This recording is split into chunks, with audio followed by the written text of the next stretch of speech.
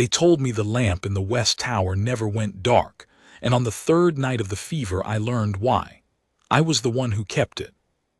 My name is of no great matter, a sergeant of the inner court watch, 22 years in the red of Harrowgate, my knees gone to gravel and my hearing not what it was, a man whose whole craft is to stand where he is told and not move until he is told otherwise. But the gravity of what I am about to tell you is real, and so I will tell it plainly, the way a soldier renders a report, and let the plainness carry the weight.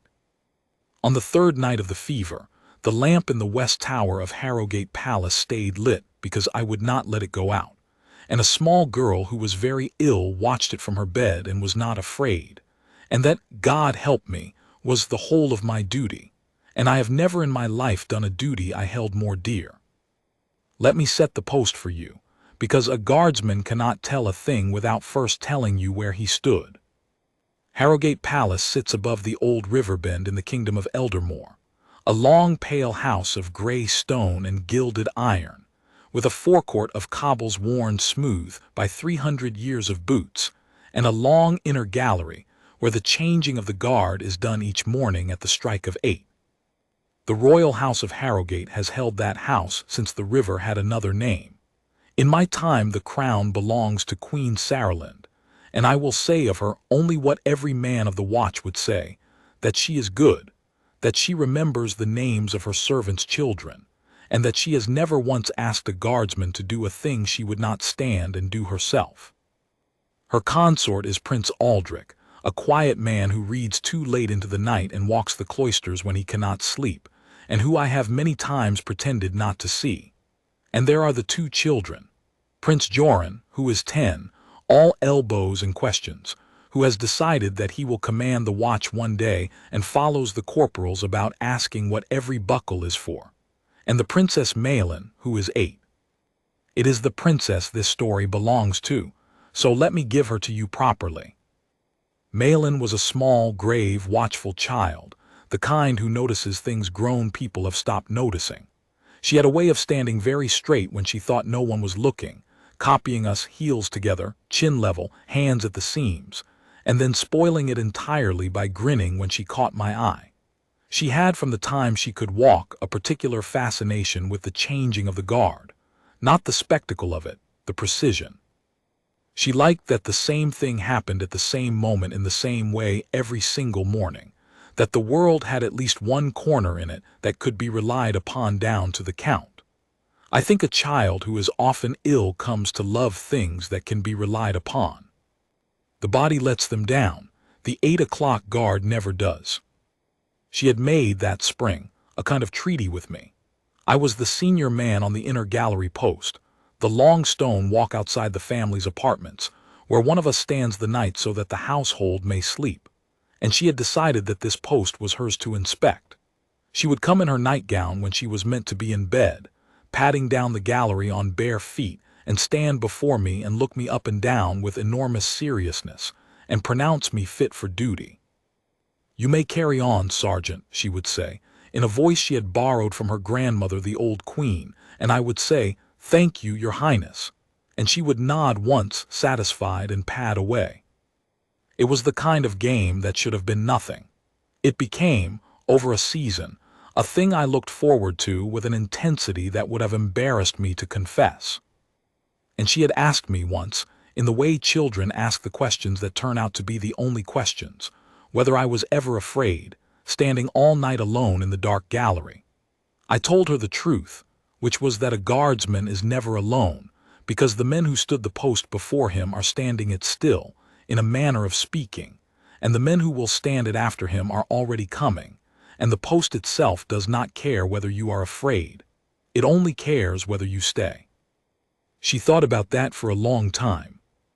Then she said, "So if I am ever afraid I should stand my post." And I said, "Yes, Your Highness, that is exactly right," and I did not know, how could I have known, how soon she would have to.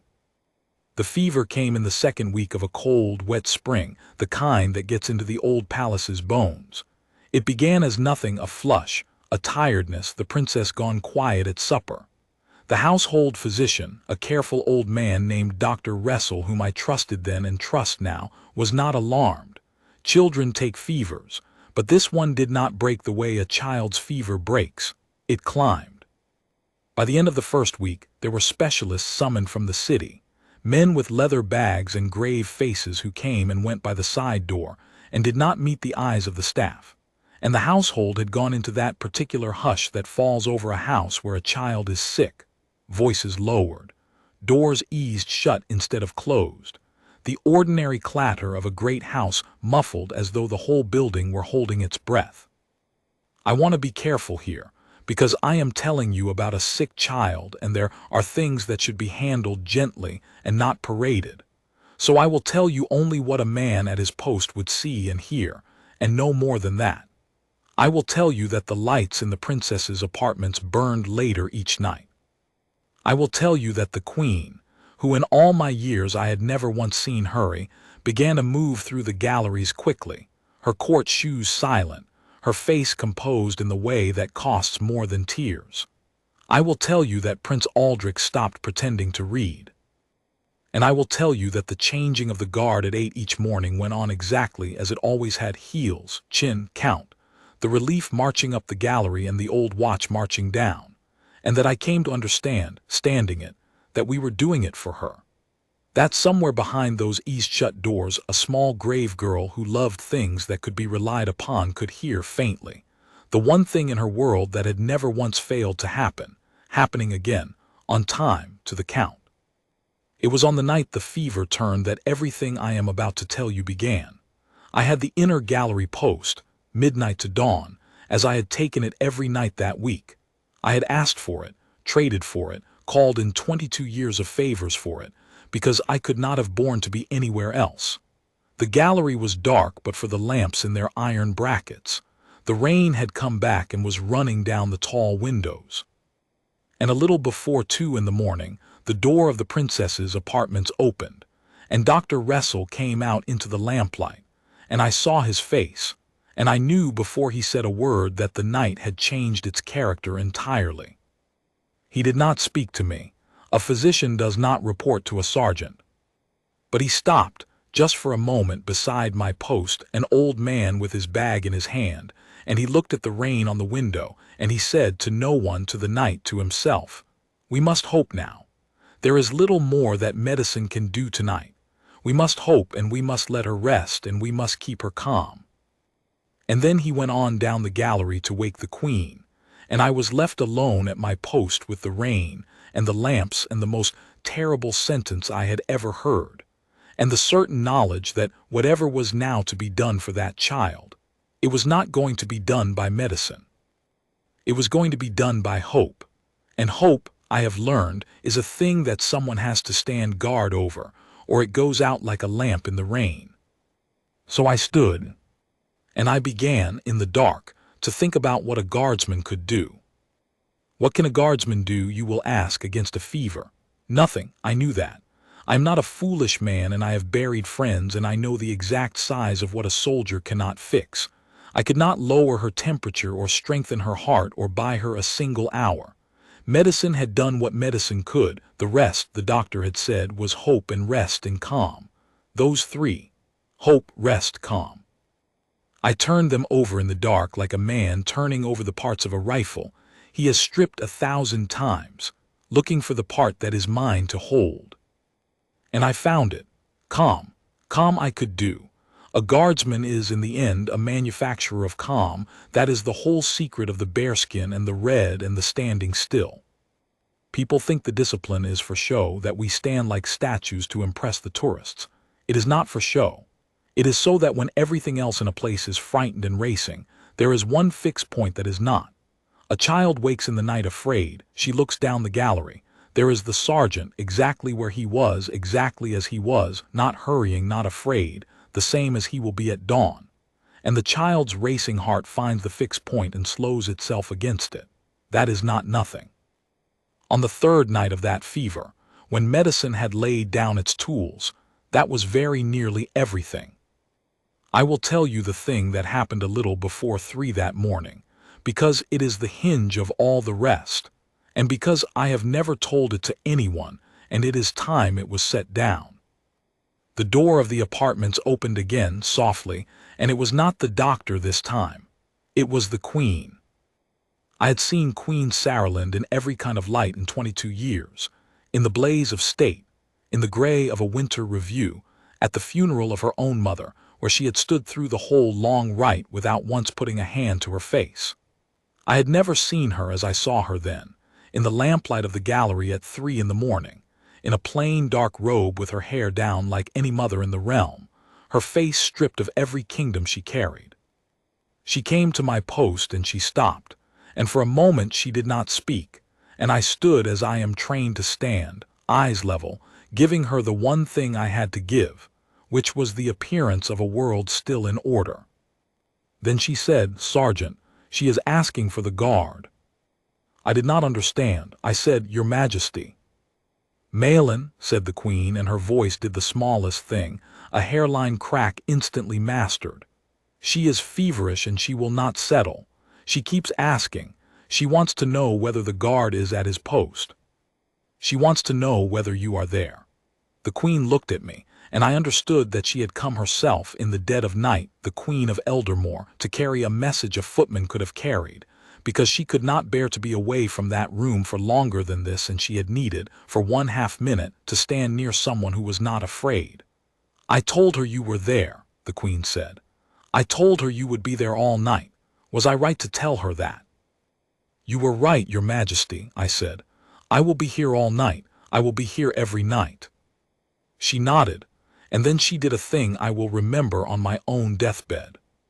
She reached out and she touched the cuff of my red sleeve, just the cuff, the way Malin touched it when she pronounced me fit for duty, and she said, "Thank you." She trusts the guard more than she trusts the doctors.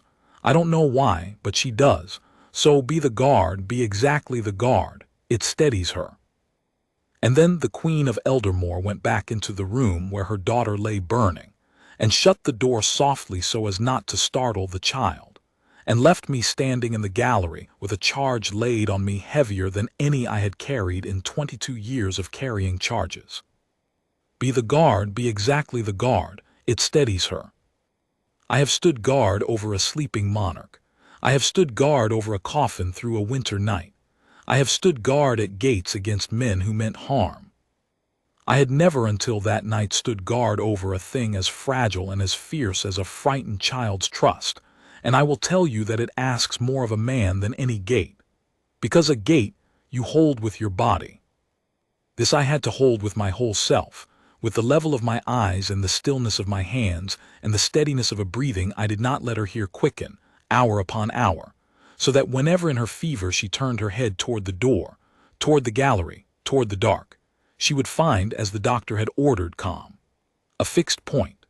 The 8 o'clock guard, holding the line at 3 in the morning, at 4, at the gray hour before dawn, when the human spirit is at its lowest ebb and the sick are most afraid. So that was the first night of the vigil. I want to be honest and say it was not yet the act of honor that the whole palace would later speak of. That came later, and I will come to it. The first night I only stood, but I stood differently than I had ever stood, and I think the difference is the whole of what I have to teach, if a man like me has anything to teach. I stood as though my stillness were a rope let down into a deep place where a child was holding on, and as though the only thing keeping that rope taut were the fact that I did not move. Toward dawn I heard, through the door, the small sounds of a fever quieting, not breaking. The doctor was careful to tell us later it had not broken, but quieting, the child settling, persuaded by something into a shallow, uneasy sleep. And at 8 o'clock, when the relief came marching up the gallery and I marched down, I passed the apartment door and I heard nothing, and I did not know whether nothing was the best sound in the world or the worst, and I carried that not knowing down the gallery and out into the wet gray morning, where the corporal who relieved me looked at my face and said only, "I'll take your day posts too, Sergeant. Get some sleep." And I went and lay on my cot in the guardroom and did not sleep at all. I came back at midnight. Of course I came back. I would have come back if they had ordered me to rest. I would have come back if the gates had been locked against me. The corporal of the evening watch, a steady young man named Tolliver, was on the gallery when I arrived, and he stepped aside to let me take the post without my asking, and as he handed it over he said, "Lo, doctor's been in and out all evening. No change," he says. "No change." And then, because Tolliver is a good man and could see what I will not pretend my face was hiding, he said, "She knows you're out here, Sergeant. The whole household knows it now. The maids are saying the sergeant won't leave his post while the little princess is ill." He hesitated. "They're saying it like it means something, like it's, I don't know, like it's the one good thing they can hold on to." I told him to get some rest, Corporal, and thank you, and I took the post. But I thought about what he had said, all that second night, standing in the lamplight with the rain coming and going against the tall windows. The one good thing they can hold on to. A house full of frightened, helpless people, and not one of them able to do the thing that needed doing, which was to make a sick child well, and they had fastened every one of them onto the single fixed point in the building, the old sergeant who would not leave his post. They were doing what Malin did. They were finding the thing that could be relied upon and steadying their racing hearts against it. And I understood, somewhere in that second night, that my vigil had stopped being a private thing between a guardsman and a little girl who liked to inspect him. It had become the thing the whole palace was holding on to, which meant I could not, under any circumstances, let it go out. A great house in trouble is a strange thing to stand inside of. From the gallery, I could watch the whole machinery of Harrowgate try and fail to do anything useful with its fear. The kitchens in those days cooked. That is what kitchens do when they cannot help, they cook. There appeared in the guardroom, those nights, broths and small dense cakes, and a tureen of soup kept warm on the hob that nobody had ordered and nobody acknowledged. And the cook, a great fierce woman named Mistress Hale, who had served 3 generations of the house and had once, it was said, driven a thief from the larder with a cleaver, would carry up trays for the watch herself at 2 in the morning and set them down without a word, and stand for a moment looking at the closed apartment door with her red hands knotted in her apron, and then go back down to cook some more. She could not make a child well. She could make soup. So she made soup, and it was her vigil, and I honored it by eating what I could of it standing at my post, because a man honors another man's vigil by accepting the small thing it offers. The grooms walked the horses extra in the cold mornings, for no reason. The gardeners, told to keep the forecourt quiet, took to working in the far beds where their tools would not ring on the stone, and I would see them out there in the gray, weeding ground that did not need weeding, because to be idle in a house where a child was so ill felt like a kind of betrayal, and they could not bear it. The chaplain kept the small chapel lit and open all night, and there were always 1 or 2 figures kneeling in it, kitchen folk and stable folk, and once, very late, a footman I knew to be the least devout man in Eldermoor, kneeling stiff and awkward and furious at his own helplessness, doing the only thing left to a man when everything is out of his hands. And the boy, I have not yet told you enough about the boy. Prince Joran was 10 years old, and he had spent that whole short life certain that the worst things in the world were the things that happened to other people, in other houses, in stories.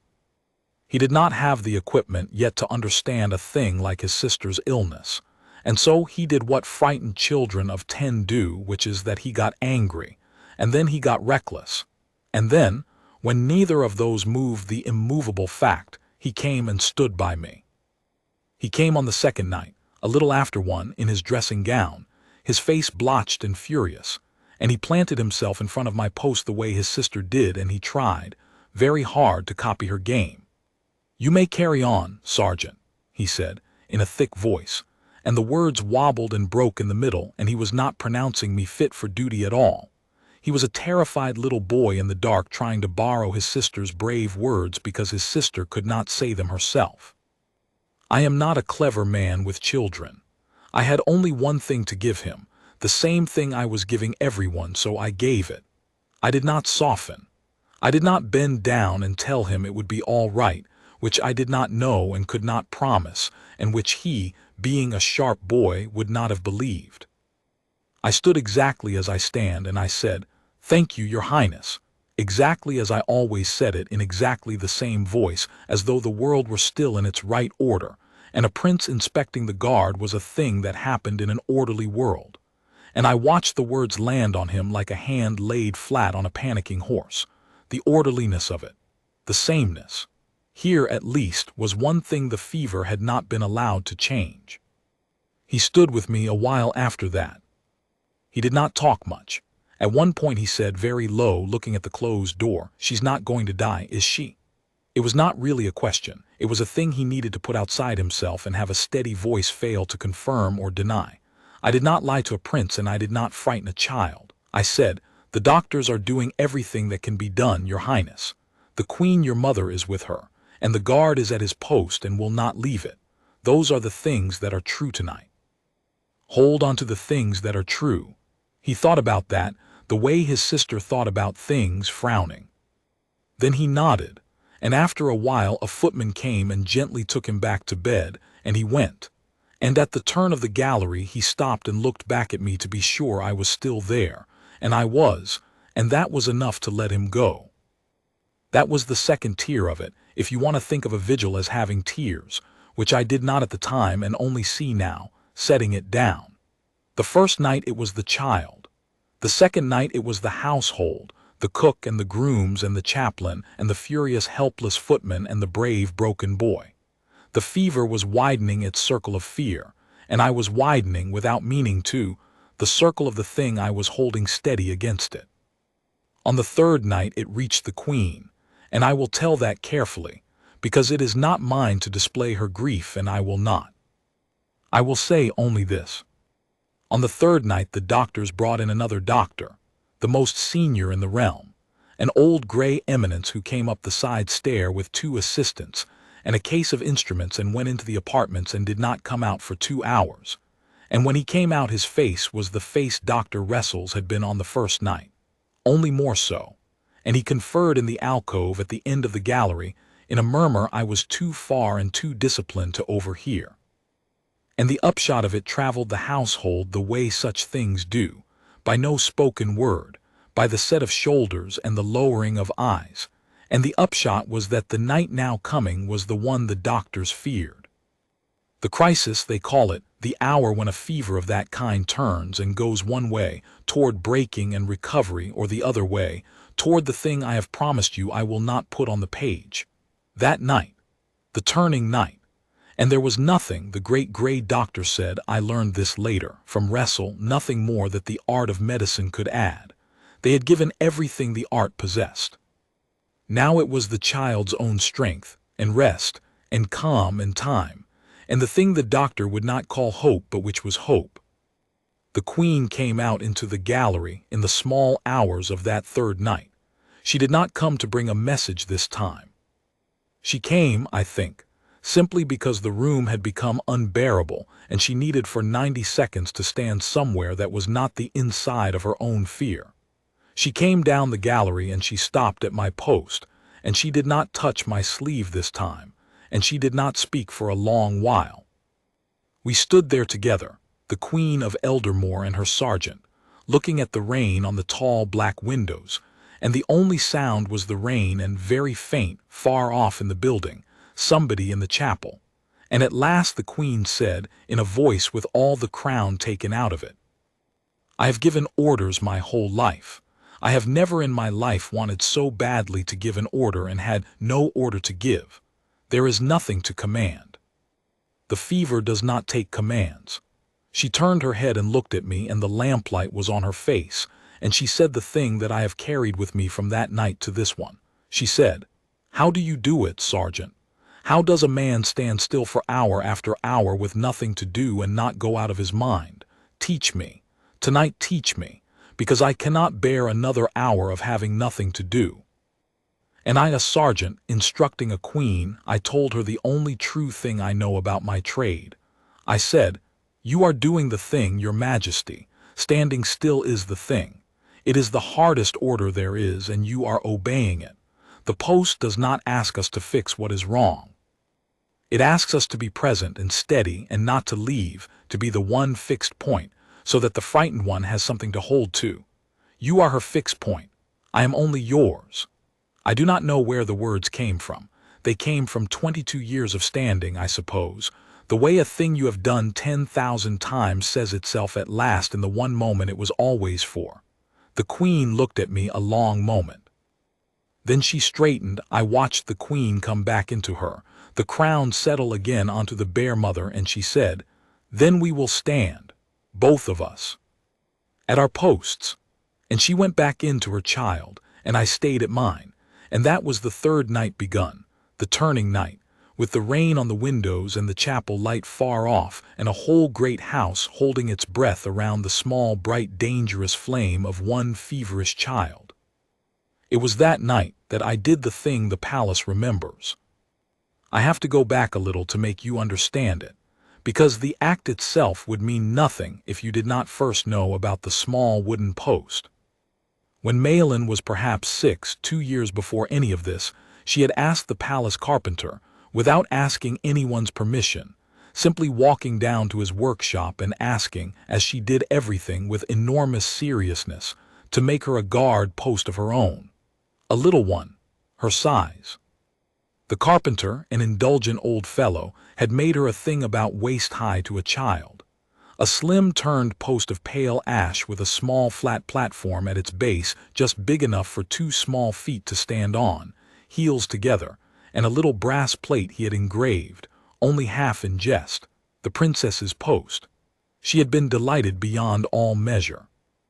She had set it up in the corner of the long nursery that overlooked the forecourt, where she could see the real changing of the guard below, and she would stand on her little platform, heels together, chin level, and mount her own private guard in time with ours, 8 o'clock sharp. Every morning she was well enough. She had once told me in dead earnest that she was a guardsman too, only a small one, and that her post was the nursery and her duty was to watch over the forecourt and make sure the real guards were doing it properly. I had told her, in equal earnest, that the realm slept easier for it. She had nodded, satisfied, a small grave soldier at her small grave post. She had not been able to stand at her post for 2 weeks. The fever had taken her from it the way it had taken everything. And on the turning night, somewhere in the long bad hours past 3, I learned from the Queen, who came out once more, briefly, near her wit's end, that the child in her fever kept fretting about it. Not about herself, about the post. She kept saying, in the muddled, urgent way of the very feverish, that nobody was watching the forecourt, that her post was empty, that she had abandoned it, and a guardsman must never abandon his post. The sergeant had said so. The sergeant had said the post only cares whether you stay.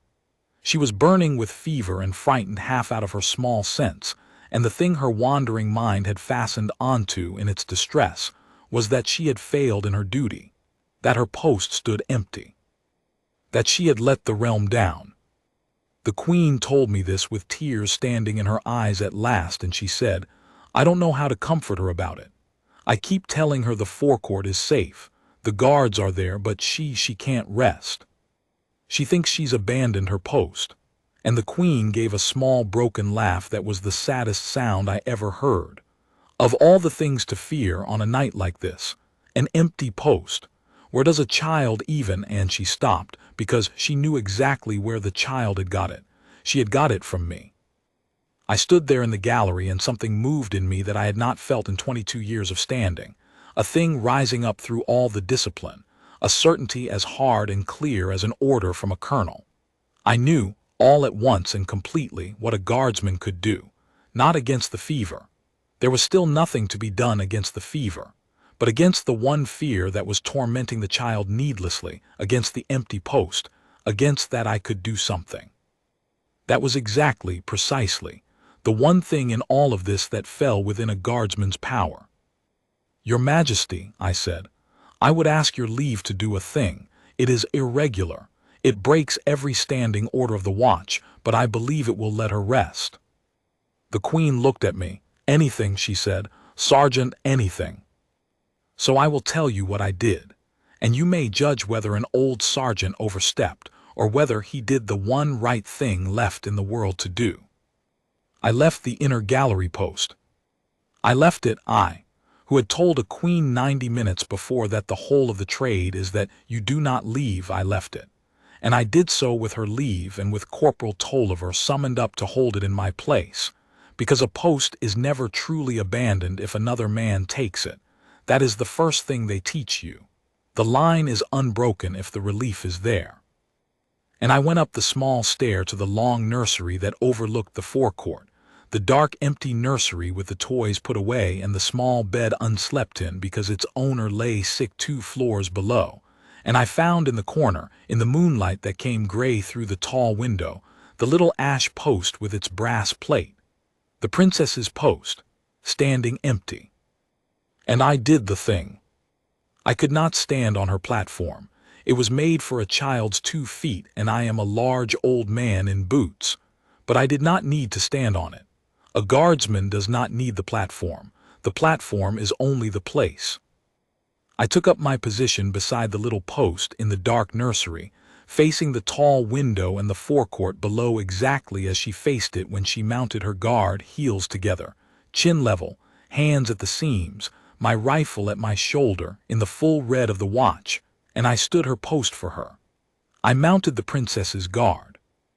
I, the senior man of the inner court watch, 22 years in the red, stood the empty post of a sick child so that it would not be empty, so that her duty would be done, so that when they told her, and I asked the queen to tell her, the moment she next surfaced from the fever, when they told her that the sergeant himself had gone up and was standing her post for her, watching the forecourt in her place, keeping her duty for her until she was well enough to take it back, she could let go of the one fear that was tearing at her and rest.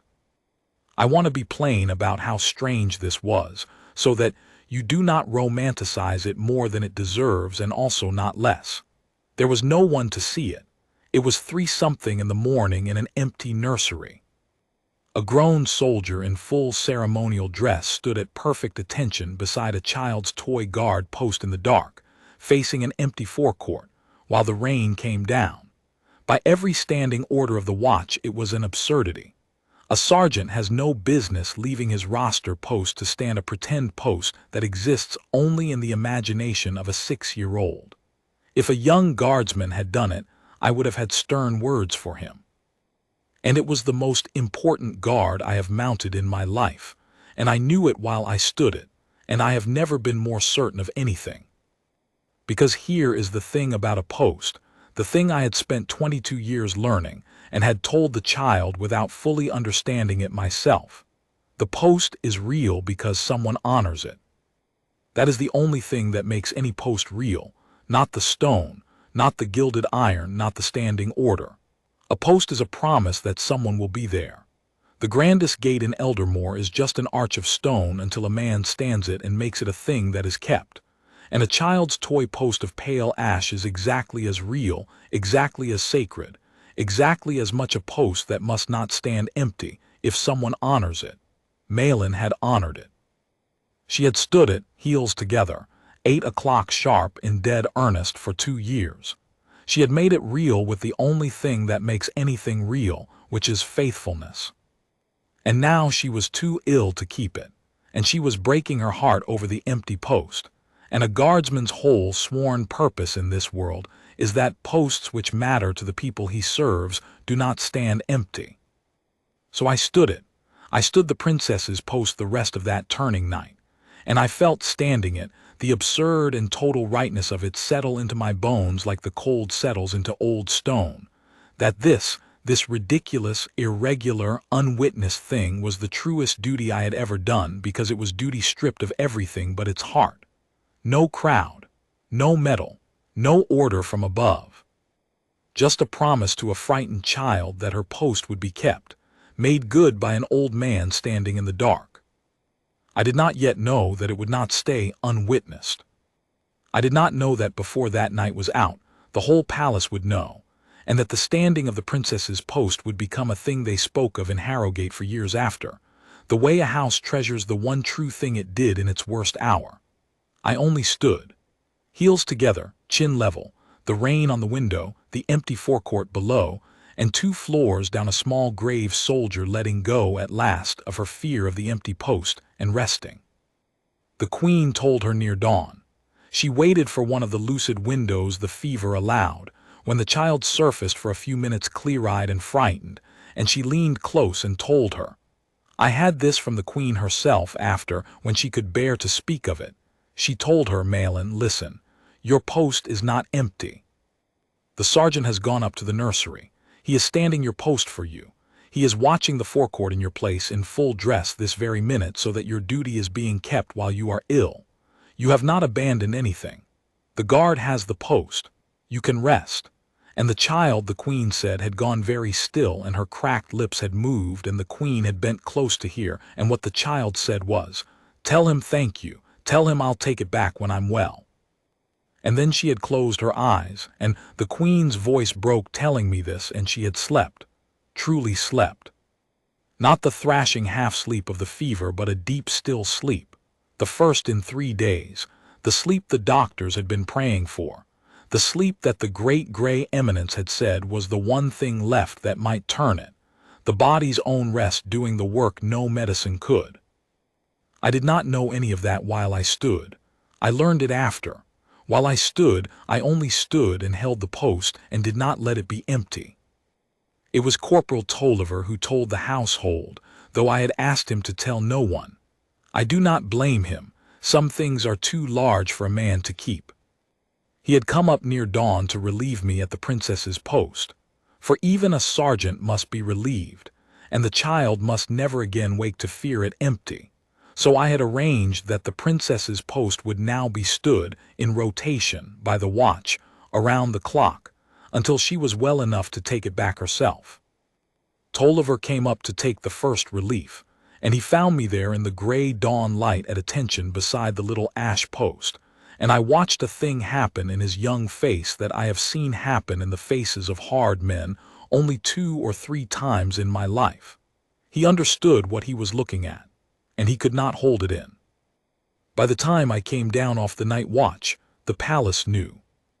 It went through the household the way the fear had gone through it, by no announcement, person to person, in the lowered voices of people who have been given in their worst hour one good thing to hold. The sergeant stood the little princess's post. He went up in the night and stood her toy post in full dress so her duty wouldn't go empty and she could rest. And she rested. She's resting now. The sergeant is keeping her post. I have tried for years to understand why that small thing moved them so.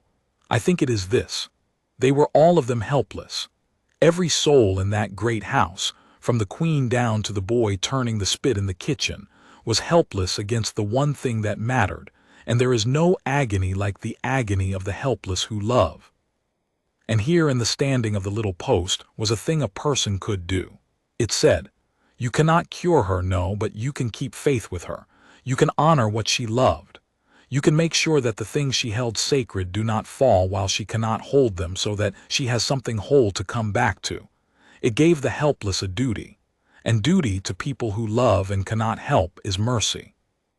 Within the hour the household had organized itself around it, the way the watch had organized itself around the post. Mistress Hale sent up not soup now but a small folded blanket for the corner of the nursery, for whichever of you lads has the cold watch. The gardeners, told what was being done, planted out, in the bed beneath the nursery window where the child would see it when she was well, the white spring flowers she loved, working in the rain so it would be ready. The chaplain came up and stood a watch himself, a clergyman beside a child's toy post, his lips moving. Even the great gray doctor, when he heard of it, paused on the stair and asked to be shown, and stood a moment in the nursery door looking at the guardsman at the little post, and said, Wrestle told me, well, the rest is doing more than my instruments could. Let nothing disturb it. Let her sleep. And went down, and for the first time in 3 days did not order anything done, because the one thing that needed doing was being done by an old sergeant in a child's nursery. I should tell you in fairness that I slept that day. The day after the turning night I lay on my cot and I slept like a dead man for 9 hours, the deepest sleep of my life, the sleep of a man who has carried a thing to the limit of what he can carry. And I woke in the late afternoon with my heart in my throat, certain I had slept through the worst, and I went down the gallery still buttoning my tunic, and I met Dr. Russell coming the other way, and I stopped, and I could not ask.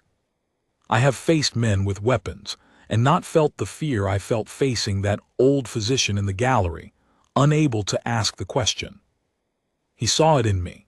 He put a hand on my arm, and he said the words that I will set down exactly because they were the first turn toward the light in all those dark days, the first crack of dawn after the long night. He said, "She slept the whole day, Sergeant, 11 hours all told.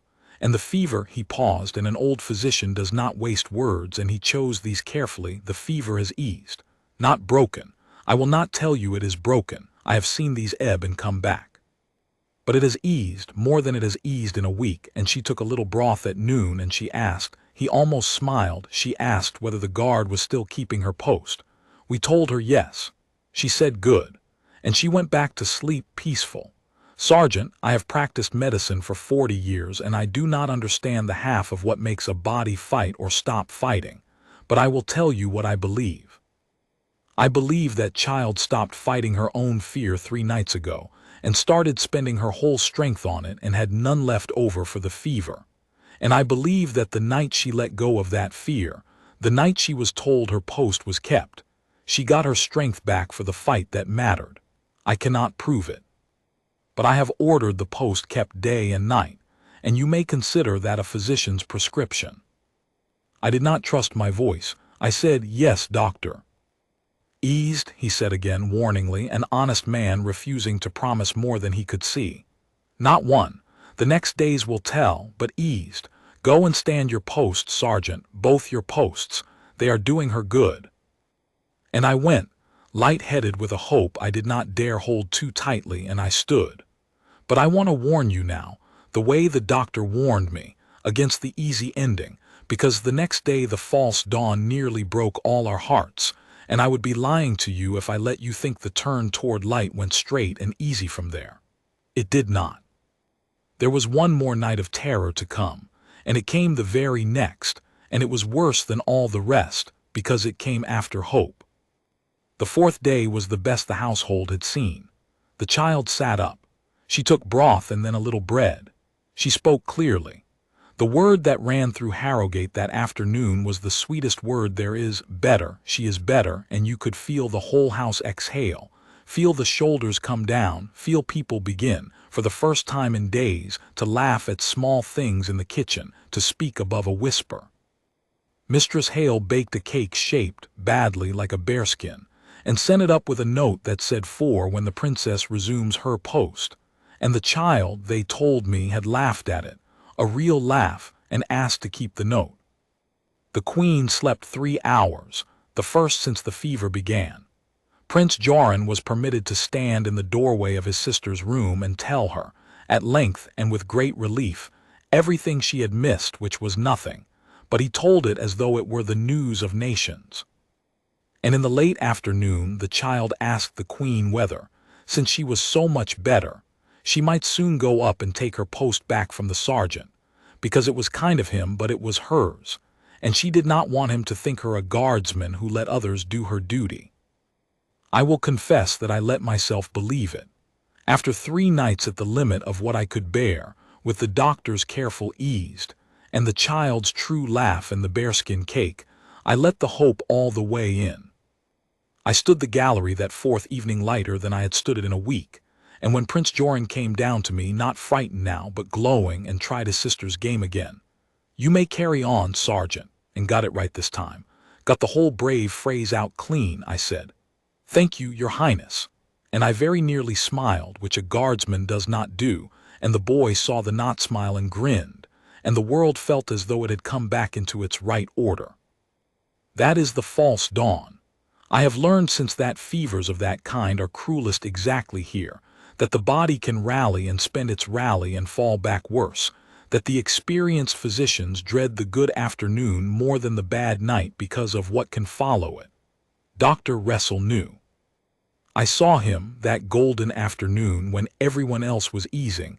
I saw him not ease, saw him stay close, saw him check the child more often, not less, and I should have read it, but I did not want to read it, and so I did not. It fell back near midnight. I was at the gallery post. The first I knew of it was the door opening fast, not eased, fast, the careful quiet of 3 days broken in an instant, and a maid running for the doctor's room, and then Wrestle hurrying past me without a glance, his nightshirt still on under his coat, and then the lights coming up in the apartments, all of them, and the particular sound, the sound no one in that house had heard in 4 days and had let themselves believe they would not hear again. The high, frightened crying of a child whose fever has come back in the dark and who does not understand why she was better and now is not. It had spiked higher than before. The thing the doctors feared, the relapse, the fallback after the rally, had come, and it had come with the special cruelty of arriving after hope, so that the household which had let its guard down into relief was caught unbraced, and the terror that swept it that midnight was worse than anything in the 3 nights prior, because this time it was the terror of having hoped and lost the hope. I will not take you into that room. I have promised you I will not, and I keep my promises. It is the only thing I am for. I will stay where a guardsman stays at the post in the gallery and tell you only what reached me there. The crying, then the doctor's low, fast voices, then the Queen's voice, once sharp with fear, instantly controlled. Then a long, terrible stretch of the kind of quiet that is worse than noise, the quiet of people doing everything they can do, fast and without wasted words. The great gray eminence was sent for again and came in the small hours, grimmer than before. And the word that came out of the room and down the gallery this time was not better. It was the worst word, the one I will write only once: grave. Her condition had taken a grave turn. The doctors did not know which way it would go. The next hours, they said, and I heard this through Tolliver, who had it from a maid, who had it from the alcove, the next hours would decide it, and they could not say, this time, that there was reason for hope.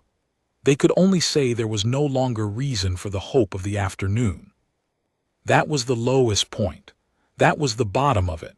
A house that had let itself rejoice at noon, plunged at midnight into a darkness deeper for the light that had gone before it.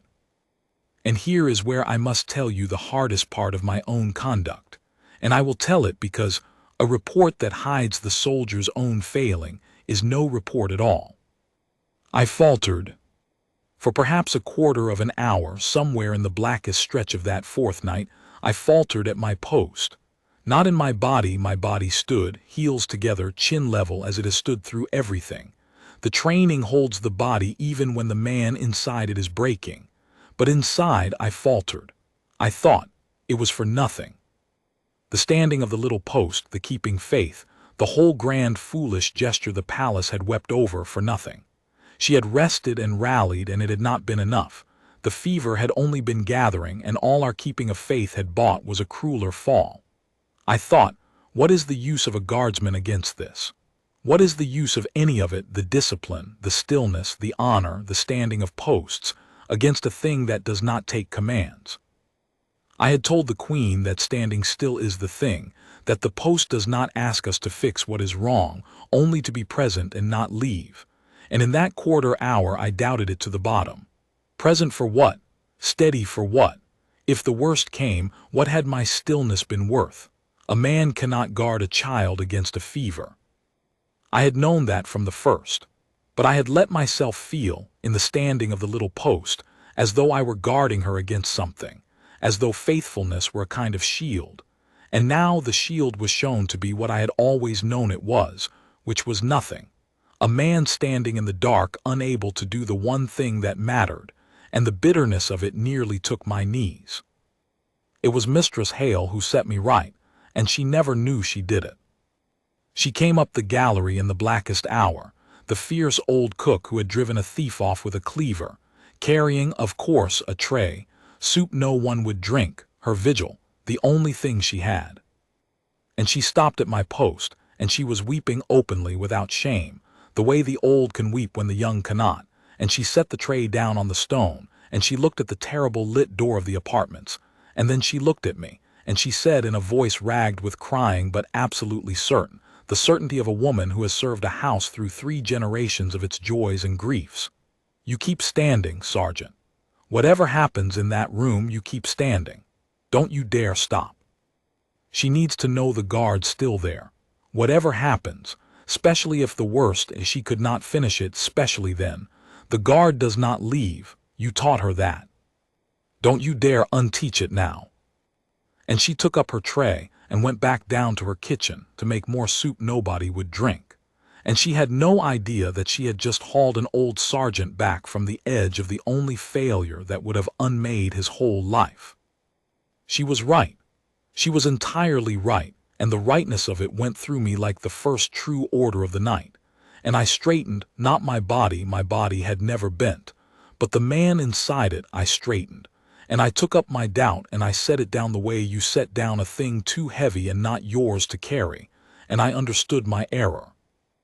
I had thought the worth of the standing was in whether it worked, whether the keeping of faith would cure her. That was the error. That was always the error of every helpless person who loves to measure the worth of their faithfulness by its results, and to despair when it cannot command the result. But the post does not promise a result. I had told the Queen that very thing and then forgotten it the instant the result darkened. The post does not say, "Stand here and the child will live." The post says, "Stand here." It says, "Be present, be steady, be the fixed point, do not leave," and this is true and good and worth a man's whole life whether or not it changes what the fever does, because it is not for the fever. It is for her. It is so that a frightened child in the dark, however the dark turns out, is never, not for one instant, alone in it. That is the whole of it. That is the only thing I was ever for, and it does not depend on the ending. And it is the most important work there is precisely because it asks nothing of the ending. A guardsman does not stand because he will win. He stands because someone must be there. He stands because the alternative, the empty post, the child alone in the dark, is the one thing he was sworn to prevent, and that he can prevent with his body and his stillness and his refusal to leave, no matter what the night decides. So I stood. I stood that grave night through, and I will tell you that I stood it better than I had stood any of the others, because I stood it now with no hope in it at all and stood it anyway, which is the only standing that is worth anything. Hope had been taken from the house at midnight. And the guard stood his post without it, which is what the guard is for, which is the thing no one understands about the discipline until they have stood a post in the dark with the hope gone out of it and learned that the standing does not need the hope, that the standing is the thing bare at the bottom when everything else has been stripped away. And because the little post must not be empty either, most of all not now, I sent Tolliver up to the nursery to stand it. And when Tolliver's relief came I sent the next man, and the princess's post was stood all through that worst night, in full dress, in the dark nursery above the forecourt, by a rotation of the watch keeping faith with a child who was fighting 2 floors below for her life, so that if she surfaced even for an instant, even in the grip of the relapse, and asked, as she always asked, whether the guard was keeping her post, the answer, the true answer, would be yes, always yes. Whatever else was uncertain that night, that was certain. The guard keeps the post. The hours of that 4th night were the longest I have known. I have stood vigil over the dead, and it was not as long. The rain had stopped, and a hard, clear cold had come down, and the windows that had run with water now held the reflected lamps very still, and the building was utterly silent except for the lit room, and time did the thing it does at the bottom of a bad night, where each minute is an hour and the dawn seems a thing that has been cancelled and will not come. The chapel below was full now. I could hear, very faint, the murmur of it, the whole off-duty household down on its knees. Prince Joran was not permitted out of his rooms this night. A footman sat with him, but once late the boy slipped his minder and came down the gallery in his bare feet, white-faced, and he did not try his sister's game this time. He just came and stood beside me and took hold of the edge of my tunic in his fist, the way a much younger child would, and stood there holding onto the red wool. And I let him, which is against every order, and I said nothing, and he said nothing, and we stood the post together, the old sergeant and the terrified boy, until the footman found him and took him gently back, and the boy went. But he made the footman promise that the sergeant would not leave, and the footman promised, and I confirmed it. "I will not leave, your highness, I am here all night." And he went a little steadier for it, holding to the one fixed thing. I have wondered since what those hours were like inside that room, and I am glad I do not know, and I will not invent it for you. I know only that the doctors did everything that 40 years and the whole art of medicine could do, that the queen did not leave her daughter's side for 1 second of it, that the great gray eminence stayed till dawn, and that somewhere in the last and darkest hour before the light, the hour the doctor had told me days before, was the hour the sick are most afraid, the lowest ebb of the human spirit, the hour at which fevers most often decide. Somewhere in that hour, the thing turned. I felt it before I knew it. A guardsman who has stood a place long enough feels the change in a building the way a sailor feels the change in a sea. Around the 5th hour, the quality of the silence in the apartments changed. The fast quiet of crisis eased by some imperceptible degree into a slower quiet. The footsteps within slowed. There was a long, long stillness. And then, I will never forget it, there was the smallest sound through the door that I had not heard in that room all night. A voice low, the queen's voice, but not sharp with fear now. Murmuring. The cadence of a mother soothing a child who has come back from somewhere far and is frightened and needs to be told she is safe. Just the cadence of it, no words I could make out, but I knew that cadence. It is the oldest sound in the world, a mother gentling a child back into the ordinary, and you do not use that cadence over a child who is past gentling. You use it over a child who is going to be all right. I did not move. Of course, I did not move. But something inside me that had been clenched for 5 nights, since the doctor first said we must hope now, eased the smallest fraction, the way the silence had eased, and I stood there in the gray beginning of the light with my heart going like a drum and my face like the stone of the wall, and I did not let myself believe it, and I could not stop myself believing it. And the cold dawn came up gray and then pale gold over the forecourt of Harrowgate. And at some point I became aware that I had been standing for a long while listening to the most beautiful sound I have ever heard, which was the sound of nothing happening, no crisis, no running feet, no high frightened crying. Only the slow quiet of a room where the worst has passed and been survived, and a mother's low voice, and once faint and cracked and unmistakable and the sweetest thing my ears have taken in over 50 years of living, the small voice of a child asking a question. I could not hear the question. I did not need to. A child who can ask a question is a child who is coming back. And then the door opened, and Dr. Russell came out into the dawn, and I have told you that I had faced that old man twice in that gallery unable to ask the question, and this third time I still could not ask it. But this third time I did not have to, because his face had it written across it plain as an order, the thing his careful tongue had refused for 5 days to promise. And he came to my post, and he put both his hands on my shoulders, an old physician gripping an old soldier. And his own eyes were streaming, and he said it. "The fever's broken, Sergeant."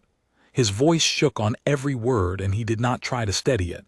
Some news a man does not waste on a steady voice. It broke an hour before dawn. It broke, and it has not come back, and her color's turning and her breathing's deep and easy, and she's taken water and asked for her mother and asked, he laughed, a wet broken laugh, she's asked for the bearskin cake. She wants the bearskin cake. Sergeant, the great man and I have both examined her and we are agreed, and I will say to you now what I would not say yesterday and could not say at midnight. She is going to be well. The crisis is past. It will be days of rest and care, and we will watch her like hawks, but the danger is past. She is going to live and to be well and to grow up, and to drive her guardsmen to distraction for years to come. Do you hear me, man? She's going to be all right. I have stood, as I have told you, through funerals and reviews and the long nights of the dead, and I have never once let my face break at a post. I did not break it then either.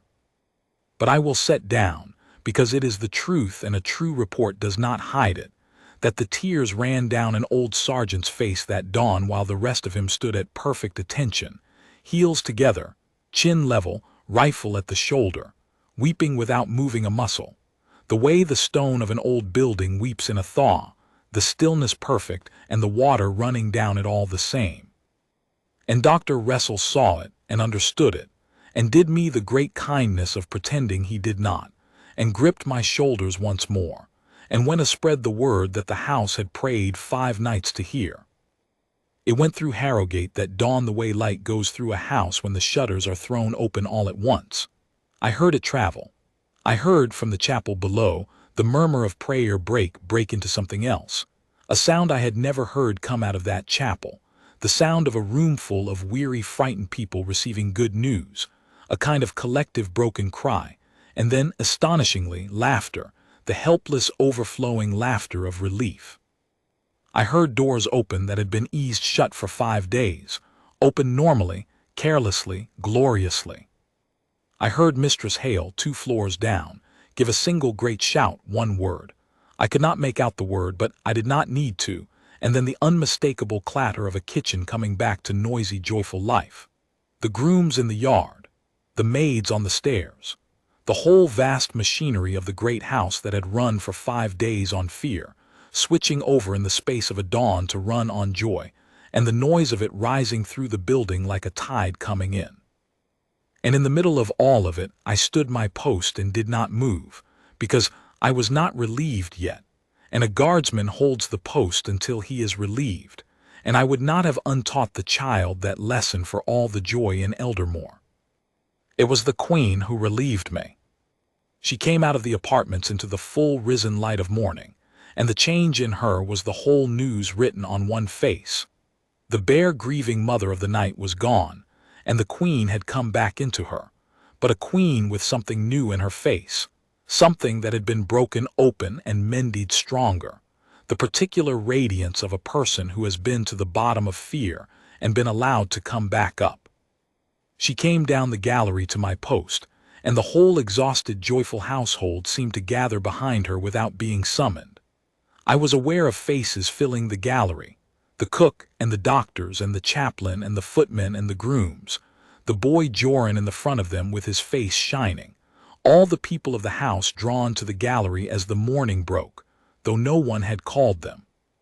The Queen stopped before me, and then the Queen of Eldermoor did a thing that is not done, a thing that broke every protocol of the court as surely as I had broken every order of the watch, and I understood, watching her do it, that she did it on purpose, that she had thought of it in the long night and chosen it, the only language large enough for what she meant. She came to attention. The Queen of Eldermoor squared her shoulders and brought her heels together and lifted her chin level, and stood before her sergeant exactly as a guardsman stands, exactly as her small daughter stood at her little ash post, heels together, chin level, in the posture I had taught the child and the child had taught the house, and she looked me in the eye, and in a voice that carried down the whole length of the gallery so that every soul there heard it, she said, "Sergeant, the Princess Malin sends word from her sickbed.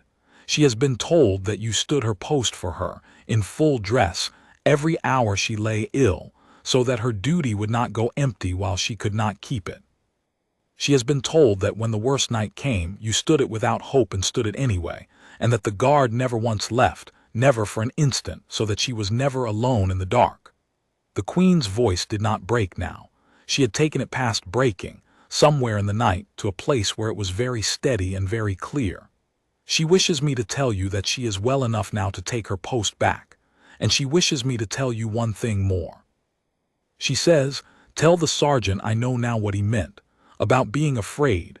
She says, I was afraid and I stood my post anyway because the guard taught me how. She says it was the guard standing her post that taught her she could stand her own." There was not a sound in the gallery.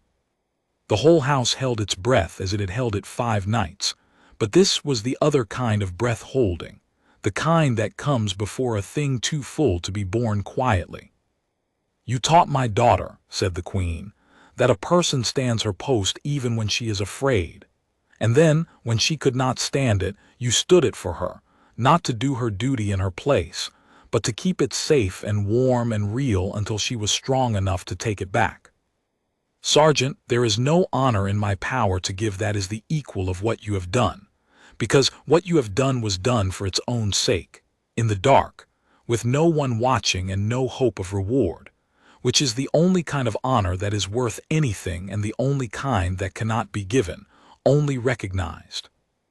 So I will not insult it with a medal. I will do the only thing large enough. And the Queen of Eldermoor, standing at attention before her sergeant in the morning light, with the whole household witnessing, said the words that the child said to me every night of her play, the words a guardsman lives his whole life to be worthy of, in a voice ringing and clear and absolutely steady. "You may carry on, Sergeant." I had thought in 22 years that I had felt the whole range of what a man in the red can feel at his post. I had not felt that. I will not try to describe it, because it cannot be described and the attempt would cheapen it. I will only tell you what I did, which was the only thing I knew how to do, which was the thing my whole life had trained me for. I came to attention, fuller, sharper attention than I have ever come to in my life, the attention of every cell of an old soldier, and I rendered the Queen the salute, the slow ceremonial salute we render only to the crown, white glove rising to the bearskin. And I held it, and my voice when it came was the voice of a sergeant making the only report that matters, level and clear down the length of the gallery. "Thank you, Your Majesty. The post was kept. It will always be kept. Tell the princess." And here, only here, the voice that had held through everything caught for the space of one word, and I let it, because some things should not be said by a voice that does not catch. "Tell the princess her sergeant says she stood her post like the finest guardsman in Eldermoor. Tell her the realm sleeps easier for it. And tell her the post is hers whenever she is ready to take it back, and that until she is, the guard will keep it warm."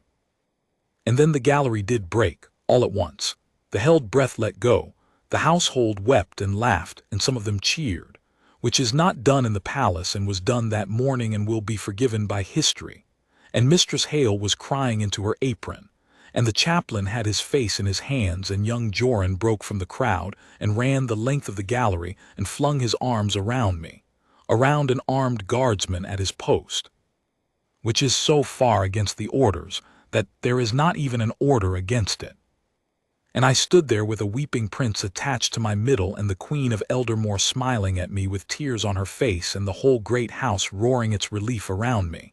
And I did not move, because I had not been relieved of the gallery post, only honored at it, and a guardsman holds his post. But I confess I rested one white glove, for a moment, on the boy's shaking shoulders. Some posts you can hold and still be a man. She came back to her post 11 days later. I want to tell you about that, because the breaking of the fever was the turn, but the taking back of the post was the true end of it, and a report should end where the thing ends. They were 11 slow, careful days. The danger was past, but the strength came back into her by inches, the way strength does into the young after a hard fever, a little more color each morning, a little longer sitting up, the first day out of bed, the first day to the window, the first day she was carried, laughing and protesting that she could walk perfectly well, thank you, down to the forecourt to see the white spring flowers the gardeners had planted under her window while she was ill, which had come up, every one of them, in a great drift of white, so that the first thing she saw when she came down into the world again was that the house had kept faith with her in flowers as well as in the post. She wept at it, they told me, a small thing, but the kind of small thing a child remembers her whole life, that when she was at her worst the people who loved her had planted a garden against her getting well. And every one of those 11 days, the princess's post in the nursery was stood. We never let it lapse. The watch had taken it on, and the watch kept it, in rotation, around the clock, in full dress, and the men did not grumble at the strange duty. I had braced for grumbling, and there was none, not a word. There is not a guardsman in Eldermoor who would not have stood that little post on his knees if I had asked him, once he understood what it was.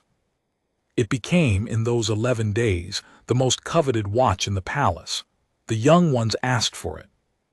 To stand the princess's post was to be, for 2 hours in the dark nursery above the forecourt, part of the one true thing the house had done in its worst hour, and they felt the honor of it, and they stood it as though the realm depended on it, which, in the only way that finally matters, it did. On the 11th day she was strong enough. The doctors gave their leave, grudging and careful, and overruled at last by the patient, who had reached the end of her enormous patience, and informed her mother, the queen, that a guardsman who has recovered does not lie about in bed while another man stands her post. It is not done. The sergeant himself had said the post only cares whether you stay. And the queen, who could deny that child nothing now and never would again, gave way and sent for me. I will tell you about the handing back of the post, and then I will be nearly done. It was 8 o'clock in the morning, the hour of the changing of the guard, and we did it properly, because she would have wanted it done properly, and because it was right that it be done properly. The whole household contrived to be there without quite admitting they had contrived it, the gallery and the nursery doorway thick with people who all had some sudden urgent reason to be passing. The queen was there, and the prince consort Aldrich and Joran, vibrating with importance, having appointed himself, with no authority whatsoever, master of ceremonies. And in the nursery, by the tall window over the forecourt, stood the little ash post with its brass plate, the princess's post, and beside it, at attention, stood young Tolliver, who had the morning watch and who I had arranged should have it, because it was Tolliver who first stood the little post in relief of me on the turning night, and it was right that he be the one to hand it back. And the Princess Malin came up the stair on her own 2 feet, pale still, thinner than she had been, but upright, her chin level, in a plain dress, walking carefully and refusing every offered hand, and she came into the nursery, and she stopped, and she looked at the guardsman standing her post, and she looked at me where I stood by the door, and she did the thing she had always done, the thing that had started all of it, the little inspection. She walked up to Corporal Tolliver and looked him gravely up and down, this small recovered soldier inspecting the large young man who had kept her post, and she pronounced, in the borrowed voice of her grandmother, with all the gravity in the world, "You have kept it well, Corporal. Thank you. I will take it back now." And Tolliver, I had not coached him, he found it himself, and I have been proud of that boy ever since. Tolliver came to full attention, and saluted the princess as he would salute the crown white glove to the bearskin, and said, "The post was kept, Your Highness. It is yours." And he stepped off, and he stepped aside, and the Princess Malin stepped up onto her little platform, heels together, chin level, hands at the seams, and took back her post. For a moment the whole nursery was still, the way the gallery is still at the strike of 8, and the morning sun came in over the forecourt where the white flowers stood, and a small recovered princess held her own post again, with the gravest pride I have ever seen on a human face. And down below in the forecourt on the cobbles, the real changing of the guard went on at the strike of 8 exactly as it always had, heels and chin and count, the relief marching up and the old watch marching down, the one corner of the world that could be relied upon, happening again on time, while a child who had nearly been taken from us all stood her watch above it, well and safe and home. She looked down at her father, the prince consort, and at her brother, and at her mother, the queen, and last of all at me, and she did not grin this time. She had been somewhere that takes the easy grins out of a person, even a small one. She looked at me very steadily, soldier to soldier, and she said, and the whole room heard it, and the whole room held still to hear it, "You may carry on, Sergeant." And I said, "Thank you, Your Highness," the same words, in the same voice, the world back in its right order at last, and the post no longer empty, and the small grave guardsman returned to her watch. That is the end of it, or nearly. People ask me sometimes, for the story got out the way the true things do and is told in Harrowgate still, they ask me what it was that I did, as though it were a great deed, and I tell them the truth, which disappoints them. I did not do anything great. I could not cure a fever. I am a sergeant of the watch with bad knees and 22 years of standing still, and against the thing that came for that child, I was as helpless as the cook and the grooms and the king's own physicians and the queen herself. All I did was refuse to let one small post stand empty. All I did was stand. But I have thought about it a great deal in the years since, on the long nights at the gallery post, and this is what I have come to believe, and I will set it down and then I will be done. We are most of us helpless against the worst things. That is the truth no one likes. When the worst comes for someone we love, there is almost always nothing we can do to turn it. The fever does not take commands, and neither does any of the rest of it.